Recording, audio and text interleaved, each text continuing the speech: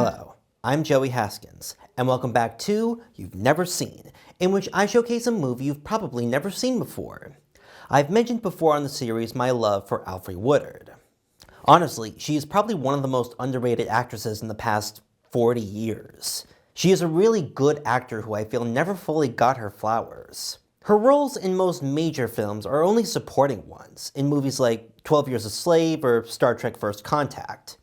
One of her biggest accolades is that she's currently tied for the most Emmys won by an African-American female in history with Regina King. But despite that, it feels like no one really knows her name or any films where she prominently features. She's an actor with a lot of talent and a lot of personality in any role she's in. So today, I'd like to recommend to you a film where she's the main character, and that movie is Down in the Delta. Sometimes the directors of films can be unconventional. Actors a lot of the times can be directors, screenwriters can become directors, and even stuntmen can become directors. But rarely do you have poets become directors. Not just any poet, but the most prominent poet of the 20th century, because Down in the Delta is directed by Maya Angelou. Yes, that Maya Angelou. She doesn't really do anything different or unique as a director. She just does it in the most basic way possible, and really, that helps the film. The screenplay is written by Myron Goebel, which was actually part of the screenwriting contest which he won. Woodard plays a down-on-her-luck screw-up named Loretta. She can't hold a job because she has no education and often goes out to party, neglecting her children, who are often taken care of by Loretta's mother, Rosa. Her son, Thomas, is an aspiring photographer who has been saving up his money in case of an emergency, while her daughter Tracy is autistic and can't speak yet, despite being 5. Loretta does have moments of revelation in her film, like when she gets all dolled up to apply to be a cashier in her neighborhood market, but doesn't get the job because she can't do math. Woodard shines as it shows her downward spiral from bright star to depressed addict. It is frustrating, but it does also make you feel bad for her, illustrating that she isn't doing her job, but she's not incapable of doing it. Woodard makes Loretta a living, breathing character.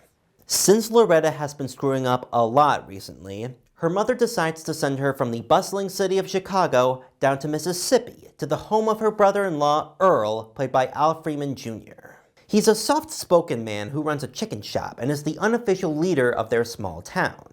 He's taking care of his wife, Annie, played by Esther Rolle, who has Alzheimer's. This would actually be Esther Rolle's last film as well, and she's also a highlight. They're joined by a few other characters in the small town that really bring it to life. Often Uncle Earl will talk about how the town has had rough patches but always comes back to being run by the people. There's also Wesley Snipes, who appears as Earl's son, who's trying to get his mother to even recognize him, and his wife to try and become acclimated to the Mississippi community so he can be closer to his family, but sadly to no avail. But Loretta does become more used to it. As her life starts to slow and she has no access to the things that make her a bad mother, she can focus on herself and figure out that family is the most important thing. This is capitalized by a candelabra named Nathan. Nathan has been in Loretta's family for years, passed down from generation to generation. Nathan is the driving force of the film, as Rosa pawns the candelabra to get money for plane tickets down the Mississippi, urging Loretta to make enough money to buy it back. Loretta will learn of the origins of Nathan and why it's so important to bring the family together. I won't reveal its history here, but watch the film and peel away at the origin for yourself. You'll discover that it's a believable story and makes the film feel alive. And that's the thing to take away from this. This movie feels alive. Oftentimes, feel-good movies like this will romanticize their content, but Down in the Delta doesn't do that. There's no fakeness or pandering to the Hollywood pipeline. It is a film that is realistic and speaks to the struggles of life without romanticizing it. Which brings me back to Alfre Woodard.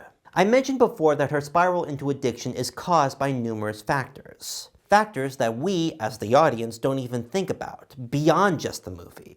It's clear that both Goebel and Angelou knew who Loretta was in the film and portrayed it accurately without bringing her down or making the audience look stupid.